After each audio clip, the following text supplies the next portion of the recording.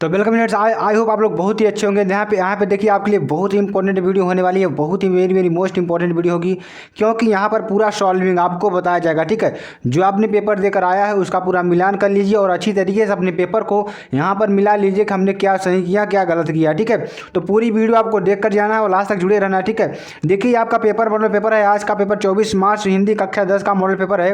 बिल्कुल सॉल्यूशन आपको बताएंगे यहाँ पे। ठीक है, यहाँ पे देखिए 12 पृष्ठों की ये मॉडल पेपर आपको मिला था। इसमें देखिए कोड क्या था 801 AG। ठीक, अब देखिए इसका पूरा सोल्यूशन आपको हम बताते हैं। ठीक है, यहाँ पे देखिए आपको समय 3 घंटे 15 मिनट दिया गया था, पूर्णांक और 17 नंबर का दिया गया था। ठीक है, अब इसमें आपको प्रारंभ के 15 मिनट परीक्षार्थियों को प्रश्न पत्र पढ़ने के निर्धारित किए गए थे। ठीक है, तो आई होप आप लोग प्रश्न पत्र जरूर पढ़ लिए होंगे और इसकी PDF भी आपको लिंक डिस्क्रिप्शन में मिल जाएगी टेलीग्राम चैनल की, वहाँ से ज्वाइन होकर अपना ये अपना मिला लेंगे। ठीक है, देखिए पहला प्रश्न आपका क्या आया था, वेरी वेरी मोस्ट इंपॉर्टेंट प्रश्न था आपके एग्जाम के दृष्टिकोण से। आपको ज़्यादा समय नहीं लेंगे, आपको पूरा सोल्यूशन बता देंगे यहाँ पे। ठीक है, जो भी स्टूडेंट्स मेरे पेरेंट्स अपना नंबर और अपना जो क्वेश्चन है मिला लेंगे। ठीक है, यहाँ पे देखिए निम्नलिखित कथनों में से कोई एक कथन सही पहचान कर लिखिए। तो एक कथन आपका क्या सही होगा, आवारा मसीहा एक उपन्यास है। ठीक, ये आपको सही कर लेना है और यहाँ पर आपको ये आपका आंसर सही हो जाएगा। चलिए अगले प्रश्न की बात कर लो। आप देखिए वेरी वेरी मोस्ट इंपॉर्टेंट, कलम का सिपाही के रचनाकार कौन है। आप लोग अपने अपने आंसर मिला लीजिए।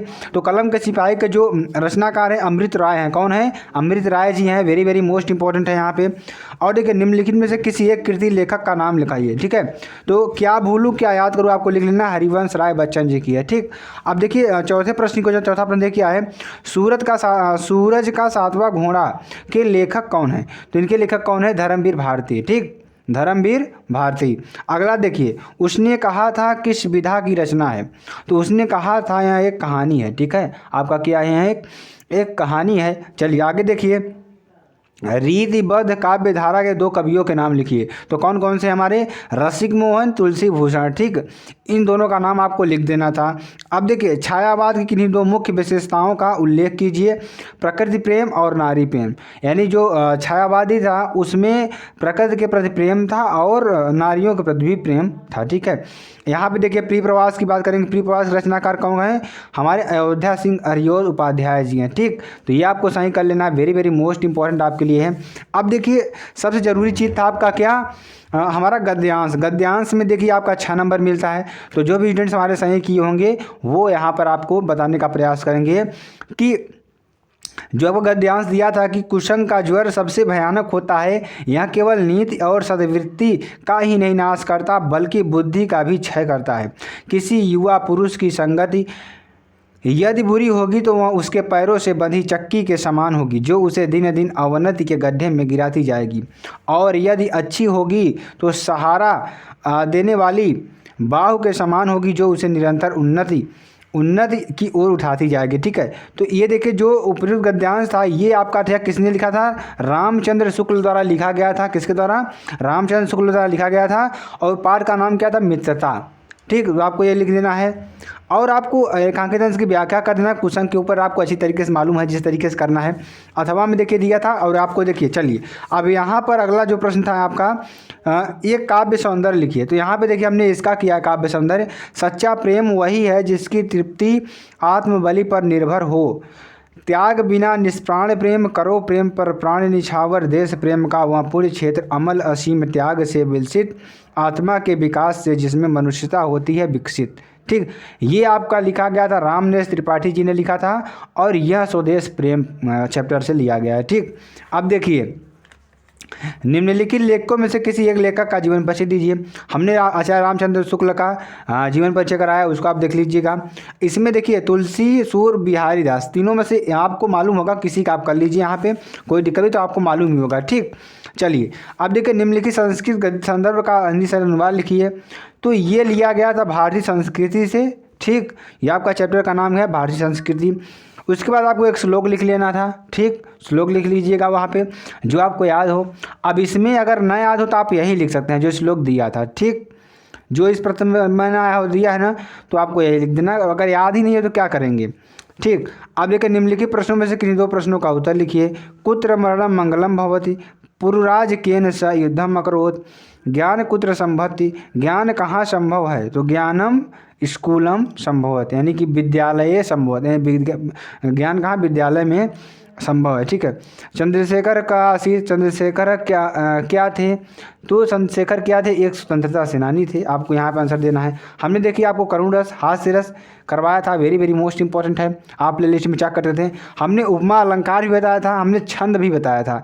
जो जो चीज़ें हमने बताई है सारी चीज़ें यहाँ पे आपको देखने को मिल रही है मेरे प्यारे। ठीक है, इसलिए आपको चैनल से जुड़ना है। यहाँ पे देखिए निम्नलिखित उपसर्गों में से किन्हीं तीन के मेल से एक एक शब्द बनाइए। जैसे अन आ गया तो अन से आपको शब्द बनाना है। ठीक है। उप से ऐसे उपमान, उपकार। ठीक। सु से सुंदर, सुशील बना देना है। ठीक है। तो ये सारे तीन के मेल आपको बनाना है। अधि का हो गया अधिकार, आधिपत्य। ठीक, ये आपको बना देना है। निम्नलिखित में से दो प्रत्ययों के प्रयोग से एक एक शब्द बनाइए। तो यहाँ पे हो जाएगा लिखाई, पढ़ाई। ठीक, ठीक है। और आहट। ठीक, आहट हो जाएगा, आहट हो जाएगा। और जैसे हो गया आपका घबराहट, ये चीज़ें बन जाएंगी यहाँ से। ठीक, प्रत्यय हो जाएगा जो पीछे लगे। ठीक, चलिए अगला प्रश्न देखिए। निम्नलिखित में से किन्हीं दो का समास विग्रह कीजिए।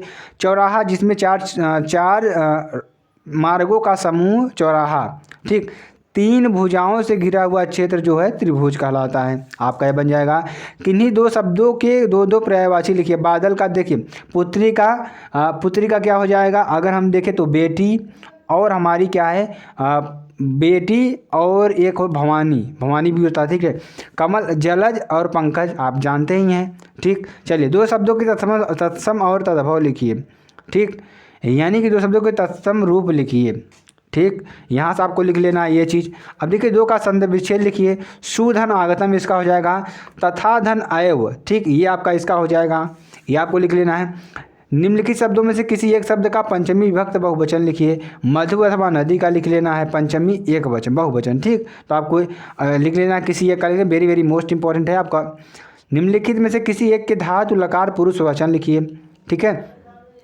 पठति पठतः, ये क्या हो जाएगा, लट लकार बहुवचन। ठीक, क्या हो जाएगा, लट लकार बहुवचन, यहाँ से आपको लिख लेना है। चलिए किन्हीं दो वाक्यों का संस्कृत में अनुवाद कीजिए। राम घर जाता है, रामः स गच्छति। ठीक है। रामः गृहं गच्छति। ठीक है। विद्या विनयम ददाति, इसका हो जाएगा। चलिए निम्नलिखित में से किसी एक विषय पर देखिए, हम क्या आपको वेरी वेरी मोस्ट इंपॉर्टेंट, जनसंख्या प्रदूषण, पर्यावरण प्रदूषण, तो ये आपको सिंपल ही है, लिख लेना है। अब यहाँ से देखिए हमने आपको बताया था खंड काव्य में से, तो अग्र पूजा या जो हमारा था यहाँ पे अग्र पूजा, इसमें करना होता था। अग्र पूजा आप लोग किए होंगे, वेरी वेरी मोस्ट इंपॉर्टेंट है। ठीक, अब देखिए यहाँ पे कोई तो ज़्यादा कठिन है नहीं, इसमें से आप पूरा पेपर सॉल्व हो गया। तो ये आपका वेरी वेरी मोस्ट इंपॉर्टेंट जो थे सॉल्विंग थी बताई गई है। ठीक है। तो इसमें से आपको वीडियो कैसे लगी कमेंट्स में बता सकते हैं। फिर मिलते हैं नेक्स्ट वीडियो में नए टॉपिक के साथ। तब तक के लिए जय हिंद, जय भारत।